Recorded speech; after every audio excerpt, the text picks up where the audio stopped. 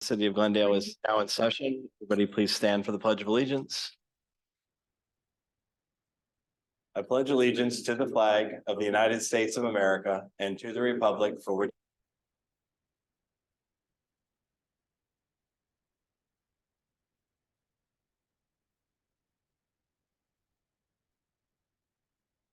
call the roll. Chairman Mayor Kennedy, Here. Alderman Bailey, Here. Commissioner Seligman, Here. Commissioner Nelson, Here. Commissioner Cohn, Here. Commissioner Story, Here. Commissioner Fernandez. Here. Mr. Mayor, we have a quorum. Very much. First item on the agenda is adoption of the minutes of our last meeting held on September 5th. Are there any corrections or discussion on the minutes? Okay, can I get a motion to approve the minutes of our last meeting, please? So moved. Moved by Commissioner Seligman. Is there a second? Second. Second by Commissioner Cohn. All those in favor of approving the minutes of the last meeting, say aye. Aye. Opposed, no. The minutes are approved.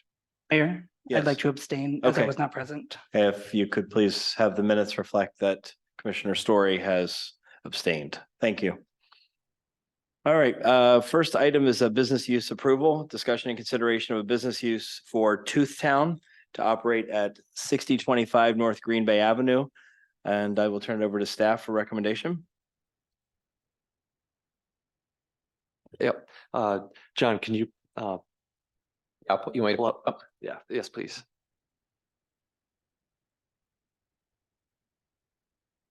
So, okay. start. Yeah, sure. So Tooth Town is a dental office based out of Brown Deer. It looks like they're expanding into Glendale, and they specialize in pediatric dentistry. They're moving into about 2,500 or 2,600 square feet of space at almost a 9,000 square foot building at 6025 North Green Bay Avenue that meets the zoning code. And there's not much more to say. It's pretty straightforward. Just another. Hear from Tooth Town? Okay. So the architect meeting, you basically the interior build out, because I believe there's no exterior changes to, okay. All right, well, I guess I'll open it up to any discussion from members of the Plan Commission. No questions or comments or anything? One Go question. ahead, Commissioner Combs. Originally, when this building was approved as a condo building, individual units, was that changed through the city, or does it need to be changed to the city? So I'm trying to think, I believe the ownership has changed. So there was some business use approvals that were probably approved somewhere shortly after I arrived. So probably like 18 months ago or 12 months ago. And then in the last probably 6 months or 3 months, it's been purchased by over the summer by Tooth Town. So that's now in the whole building's in ownership. So I believe they're going to take over the whole second floor, but then the first floor still has tenants that are basically that are sure. Yeah, that'd be Yeah. great. If you would please make sure you speak directly into the microphone. They're really particular. I don't know if you noticed, but like if Commissioner Combs was speaking, he turned his head and it didn't pick him up. So No yeah. problem. Okay, thank you. Oh, and can you identify yourself for the record? Yeah, my name is Doug Fortin. I'm an architect with Design to Construct. And I'm here representing Dr. Nate Knudsen and Tooth Town. Again, what was So the question was about ownership. Originally, it was the building Oh. was built as like a condo. So instead of having like one owner and a bunch Right. of tenants, it was basically everyone kind of owned their own Sure. space. Sure. So I'm not familiar with the history of the project itself or of the building itself. But the doctor did purchase the entire building. He is going to be taking occupancy on the first floor. It's a little more than half of the first floor, about 2,500 square feet or so, if I'm remembering right. And he does have ownership of the entire building. And so he has another tenant on the first floor, and there's a third tenant that has the entire second floor. Even my research of one of the business use approvals that were granted sometime in the last 18 months, that's when I was able to go back in time. I don't know exactly when, but I think it did come before Planning Commission at some point. That went from basically that condo group to just being an ownership building with tenants. At some point, probably in the last 10 years, but I can't remember that date off the top of my head. Any additional questions?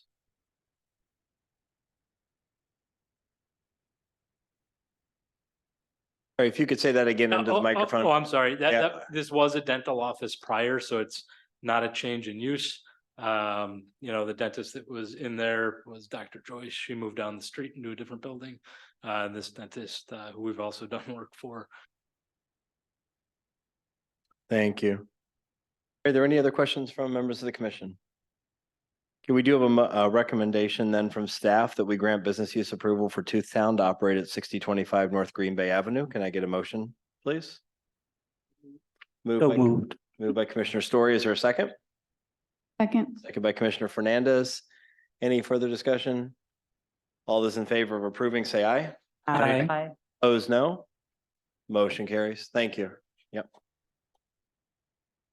Okay, next item is discussion and consideration of a business use for Scent Hound Glendale to operate at 6969 North Port Washington Road. I believe this is in the Glendale Market Complex. And I will turn it over to staff for recommendation. I don't know which one of you is. Mr. Smith? My turn again. All right, Uh, go right so- ahead. Mr. Chairman and Commissioners. So Scenthound is a dog grooming business that's moving into 6969 North Port, that complex with the pick and save there. Within the past couple of months, you also approved an urgent vet. And so possibly these two businesses may complement each other with like services.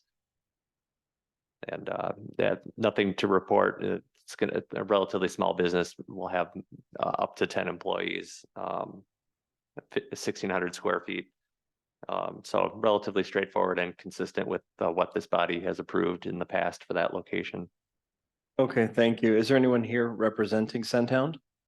Okay. Okay, if you could just come up, state your name, please. And same rule before, speak directly into the mic, so. Scott Cable, Okay. the owner. Oh, okay, fantastic. Thank you. I just had a question. There will be no animals will be housed there overnight, correct? Sure. It's only drop off and pick up during the day? Correct. Okay, that was the only question I had. Okay. Any other questions from members of the commission? Yes, Commissioner Seligman? First of all, just to point out that now complex is going to the dogs. My question is just the plan for what's the pet relief area associated with, where will the animals, when they need a break, where will they go? Yeah, there's a part on the left with some green space, and then closer to the highway, they're adding some green space over there. The same place that the urgent care vet's planning on using? Correct. Okay, thank you. Any other questions? All right, so we do have a recommendation from staff that we grant business use approval for Scent Hound Glendale to operate at 6969 North Port Washington Road. Can I get a motion, please? Moved. Moved by Commissioner Cohen. Is there a second? Second. Seconded by Alderman Bailey. Any further discussion? Okay, all those in favor, please say aye. Aye. Opposed, no. Motion carries. Welcome to the city of Glendale. I would encourage you to be active, join the North Shore Chamber of Commerce. A lot of opportunities if you haven't already. Becca, Jesse, and Mike over at the North Shore Chamber can help get you squared away if you haven't already. All right, perfect. Thank you. Yep. We started a chamber about 4 or 5 years ago because there wasn't one in the region. Well, there was something, but it wasn't a chamber. And so every time we do these approvals, I always encourage people to be a part of it. So, yep. Thank you. And congratulations on your business. Next item is discussion and consideration for approval of a specific development plan for 4160 North Port Washington Road. And I will turn it over to, Guessing. okay. Mr. Smith.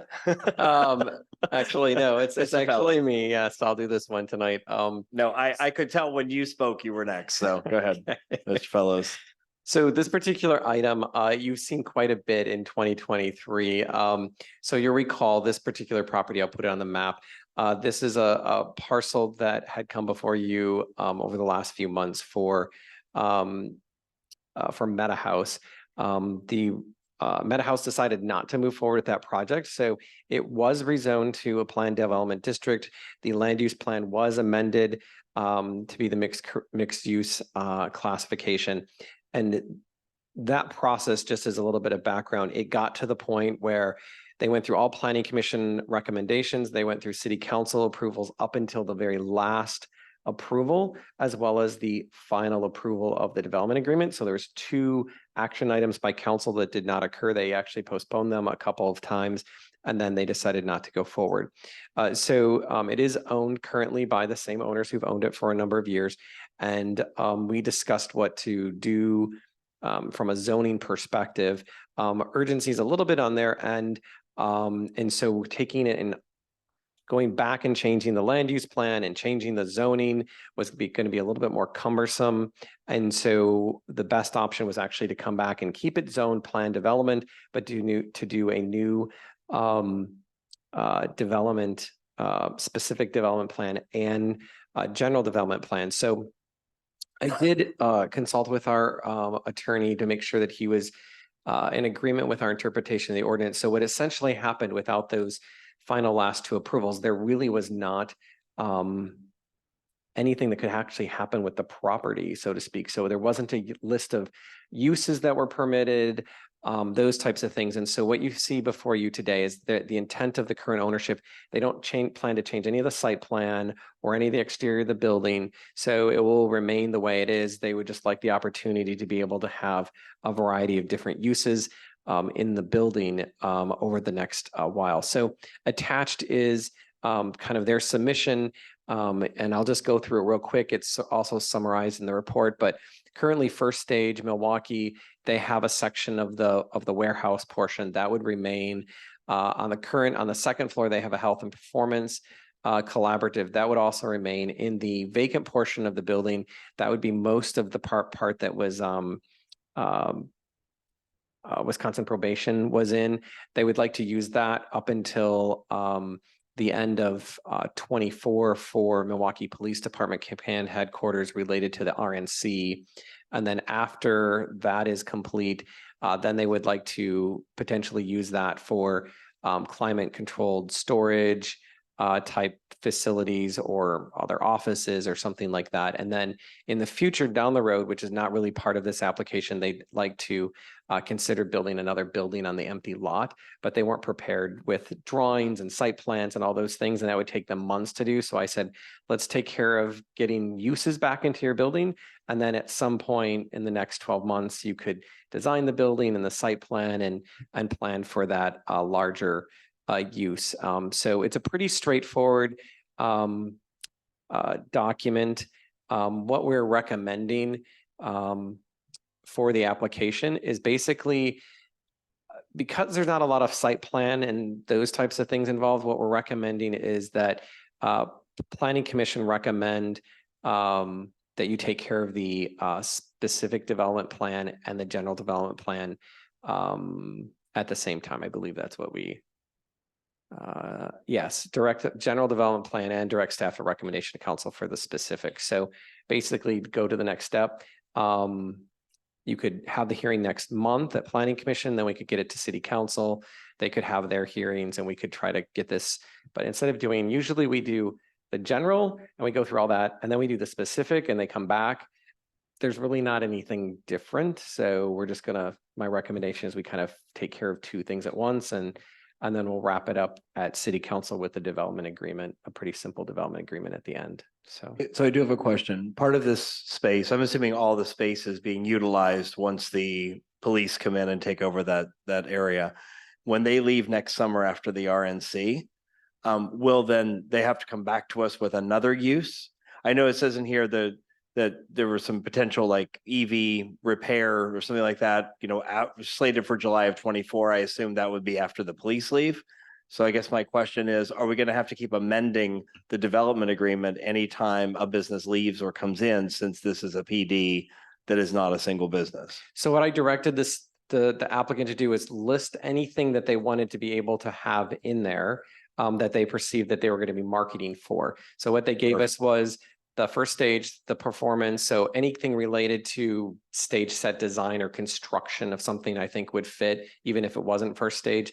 The health performance collaborative, so if they were to leave, it could be any other kind of physical therapy, exercise type place. And then you have the command center, which is essentially, I would say generally that's offices and that kind of thing. It's mostly, you know, desk type things. So I would think they could put any other kind of office space in there. And then they want to do the proposed climate control storage. That would involve remodeling the interior of the building and actually putting in pods internally.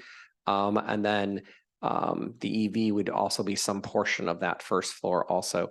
If they came back and they wanted to do, I don't know, something that we couldn't actually plug into one of these categories, I guess they would have to come back, but The business, any business that fits these categories would still have to come before us for business use approval and occupancy, but not in a planned development district. The way the development agreement would be, it would say, you know, it'd be basically be listed as these types of things with a generalized, so it wouldn't be very specific, but if they wanted to, trying to think of a use that would be different. Let's say they wanted to go towards something that was manufacturing. There's nothing here that's manufacturing, so we would have to amend the planned development district for manufacturing. But typically in a planned development district, we don't. It's kind of interesting.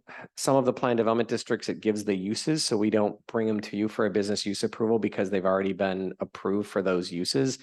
There's a couple development agreements.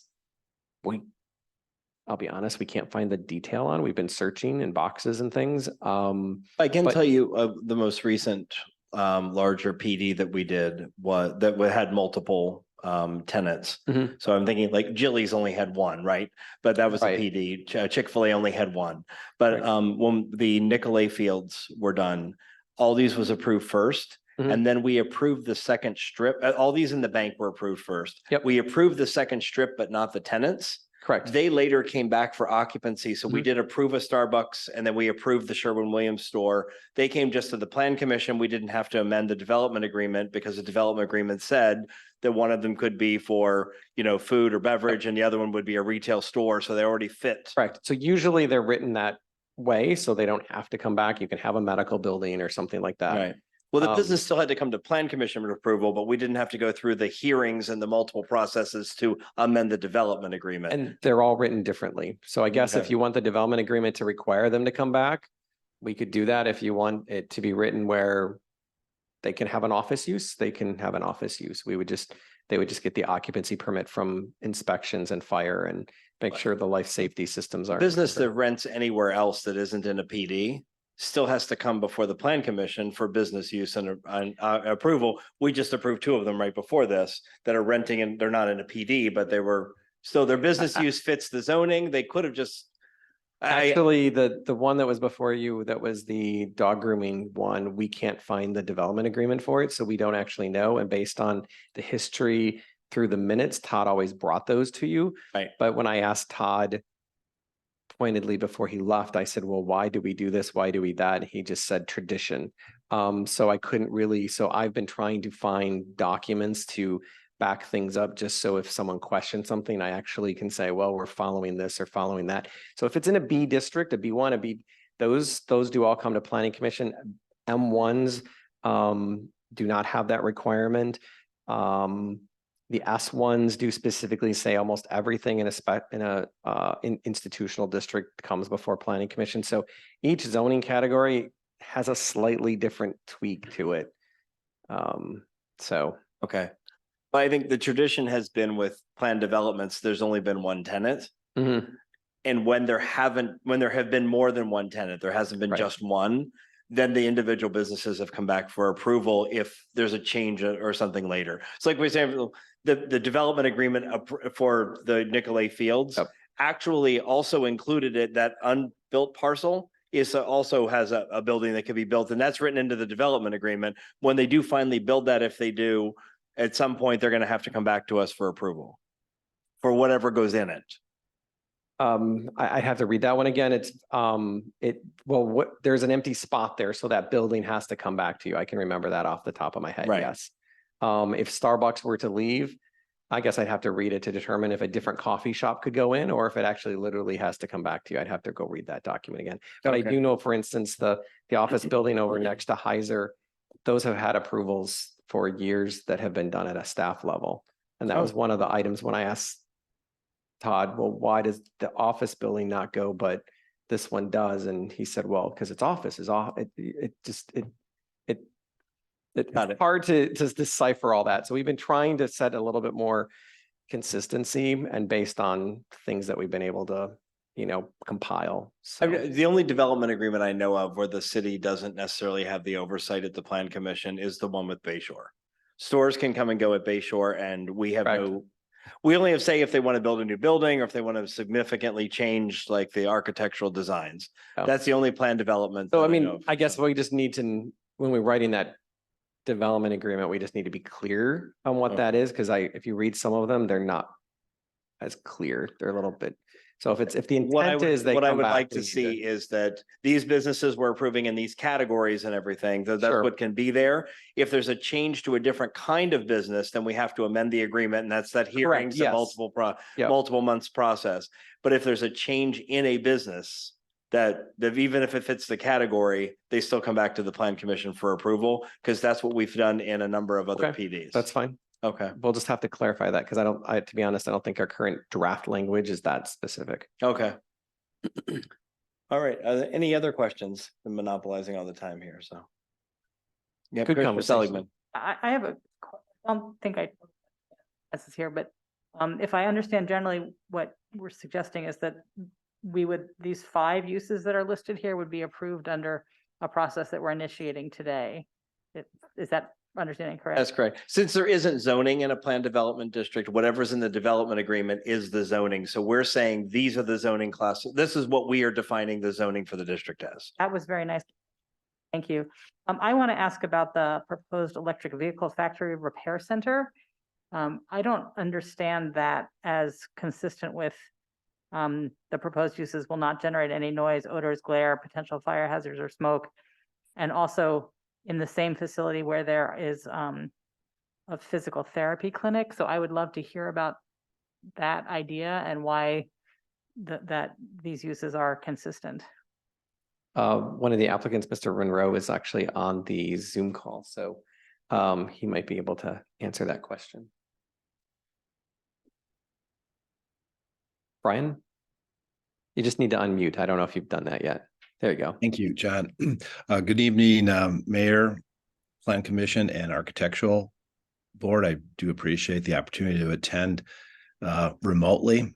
To answer Alderperson's question, we have been approached by Tesla as a repair center.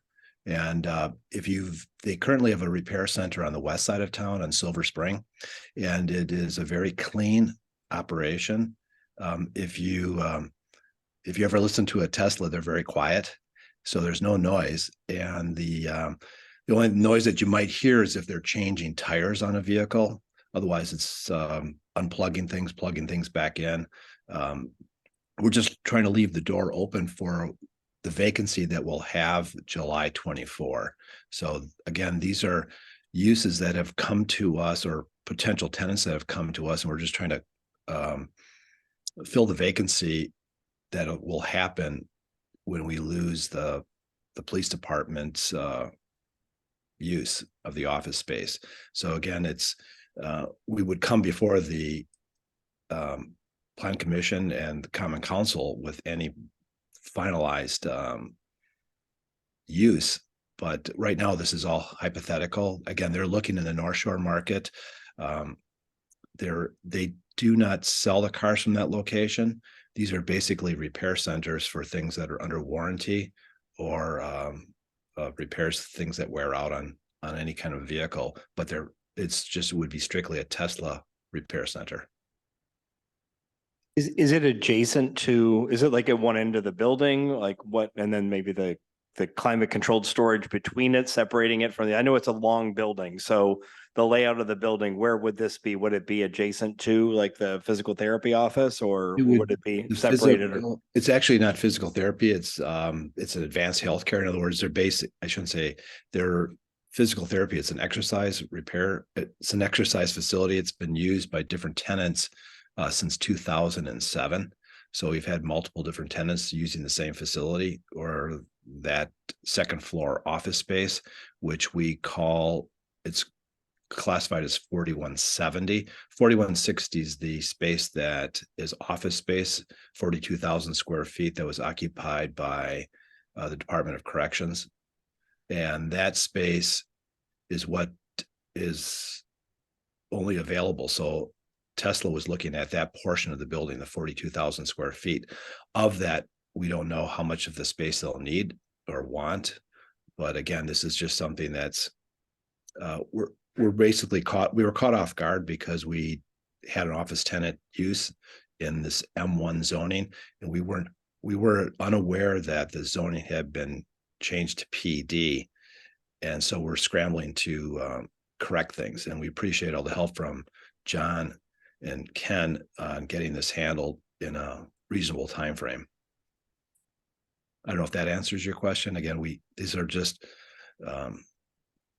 things we're looking at, trying to keep the place occupied. Office use, if you look around the marketplace, office use is down. So for us to fill that with a tenant, it's going to take 42,000 square feet. We're very fortunate the Milwaukee Police Department saw it as a viable option for them. But to fill that with office space after July 24 would be overly optimistic. So we're looking at things that other uses that would be able to occupy that space. And again, they would have to be modified the space, then we'd come before the Plan Commission, Common Council for the approvals of those interior modifications. Thank you. Commissioner Seligman, you, So if I could, first of all, just clarify, I'm not an alder person, thank goodness. yeah. I'm an appointed plan commissioner, so, Okay. and Mr. Monroe, if I could just, I guess we're gonna go to a hearing process on this. I think that I don't really feel satisfied that Tesla is clean because it's quiet. So I would love at that hearing to hear a little bit more from you about the safety that you anticipate to be presented by a Tesla repair facility there. I mean, I don't really know what's inside those cars, but it's complex, rare earth metals, things like that. So I would like to know a little bit more to be convinced that it belongs in the same space as people receiving healthcare. Sure. Again, that facility that's at 4170 is on the second floor. It's completely separated from the office space that the DOC had. So it's it feels like, and it's completely a different section of the building. And then first stage is on the far east end of the building, and they've got 31,000 square feet of warehouse space. So the building's really, I sent a picture of the original structure, that what it looked like back in 2004 when we purchased the site. It had 17 buildings, separate buildings. They were Siamese together. We took down 11 of with the help from Glendale, we took down 11 of the 17 buildings, and we still have 6. Each building has firewalls. They're completely separated. It's not just one big open space. So again, this is just someone who's testing the water to see if they need a repair center to service the clients in the North Shore. Our building fit some of the parameters they were looking for.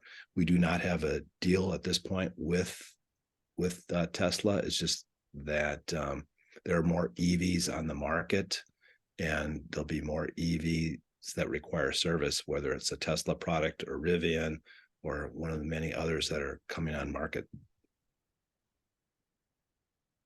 Thank you. Any other follow-up from Commissioner Seligman?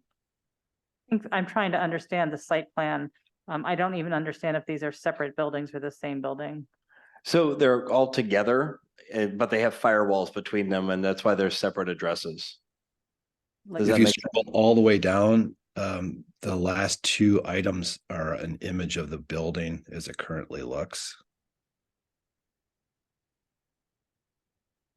So that first picture is what it looked like back in 2004. Or I should say, that's what it looked like for almost 100 years. And what it looks like today is on the following picture. You can see they're all separate sections. And the physical therapy center is on the second floor of that small building up front. Helpful.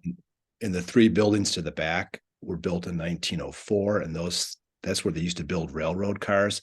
And that's the area that's currently occupied or was occupied by the DOC.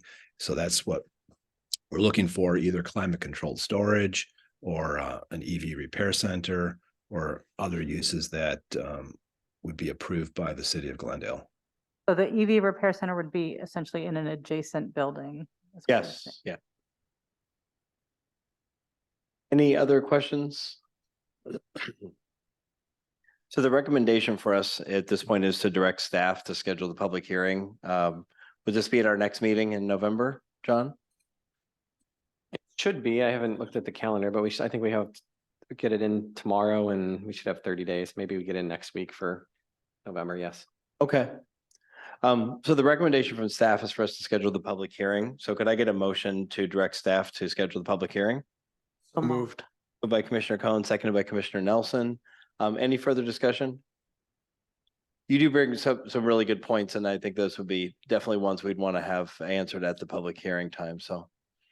Yeah, all right, all those in favor of the motion then to schedule the public hearing, please say aye. Aye. Opposed, no. Motion carries. Thank you. Yep, thank you, Mr. Monroe. All right, and our final item tonight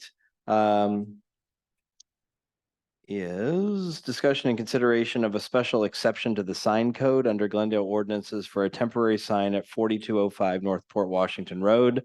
And this would be basically a very large real estate for sale sign adjacent to the freeway. The marketing about just under a 5-acre parcel. I'll turn it over to staff. Thank you, Mr. Chairman. And so at issue here, I believe this is the first time a special sign exception has come up to this body since the ordinance was changed. Under the normal ordinances for a for sale sign in a non-residential area, the size limit is 16 square feet, I believe. And the current ownership, due to the unique characteristics of the site, are asking to have a V-shaped 64 square foot sign. There's a narrow sliver of land on Port Washington Road. And then for anybody driving by on the interstate, it would be difficult to see such a small sign. So that's why they're requesting to have a 64 square foot sign. And so, but it's temporary. Correct. Yeah, it's a temporary for sale sign.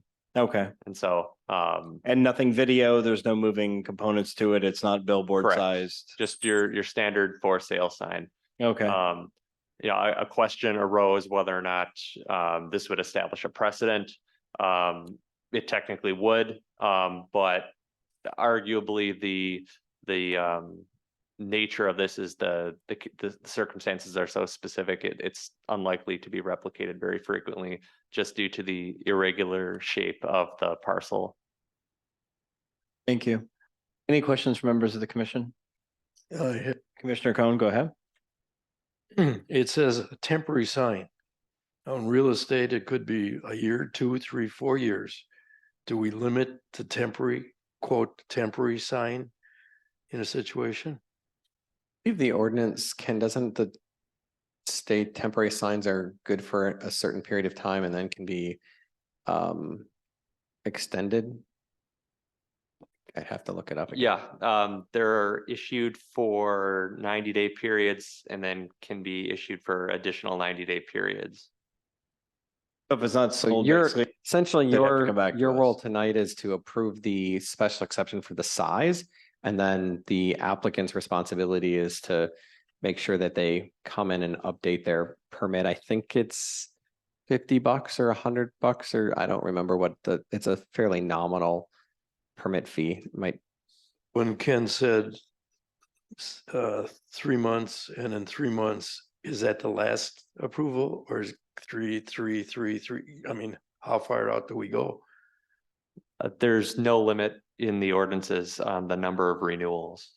At some point, we would, essentially, I would say after a year, if we've renewed it 3 times, we'd probably go out and make sure that it still looks halfway decent. It's not faded and it could be, probably at that 3rd time, if we're going to renew it for a 4th time, then, and it's faded or in bad shape, we'd tell the applicant they need to refresh it before we would issue another one. But hopefully with today's market, they'll find somebody in 90 or half a year or something and not have to have the sign anymore. So that I'm sure would be his goal. Any other questions? Go ahead, Commissioner. So Seligman. if I understand the location, it will be near the highway, and not near Port Washington Road. Is there any consideration from the state about visual stuff near the highway? It has to be a certain size and it has to be really close to the freeway before the DOT gets involved. This isn't going to be in the right of way and it's not going to be billboard sized. So it would be a smaller sign indicating for sale and it would be set back outside of the right of way. So for example, of the digital billboards that have come to us that we've approved are all very close proximity to the freeway and they actually do involve the DOT signing off. This would not be that close and it also is not that size. And the differential there is DOT approves off-premise signs. So for instance, the current Sprecher sign, when it just says Sprecher, they don't regulate on-premise signage that's close to the freeway. So if you had, like, for instance, the COS billboard COS billboard, that actually in the DOT world isn't considered a billboard because that's their actual sign on their actual building. If they were to lease that out to different messages, then it would fall under their purview. So Notice that one always has a cost, Mhm. some sort of cost sign on it, yeah. That's fascinating. Yep. What is a billboard? That's a perfect example. Yes. All right, so we do have a recommendation from staff that we approve the proposed exception to the sign code for 4205 North Port Washington Road. Can I get a motion, please? Moved. Moved by Commissioner Cohen. Is there a second? Second. Second by Commissioner Fernandez. Any further discussion? All those in favor, aye. Aye. Opposed, no. Motion carries. Exception is granted. And that concludes all of our business tonight. Our next meeting will be at 6 p.m. on Tuesday, November 7th. This is not an election year, so it does not impact election night. So I need a motion to adjourn, please. Moved by Alderman Bailey. Is there a second? Seconded. Seconded by Commissioner Story. All those in favor of adjourning, aye. Aye. Opposed, no. Motion carries. We are adjourned.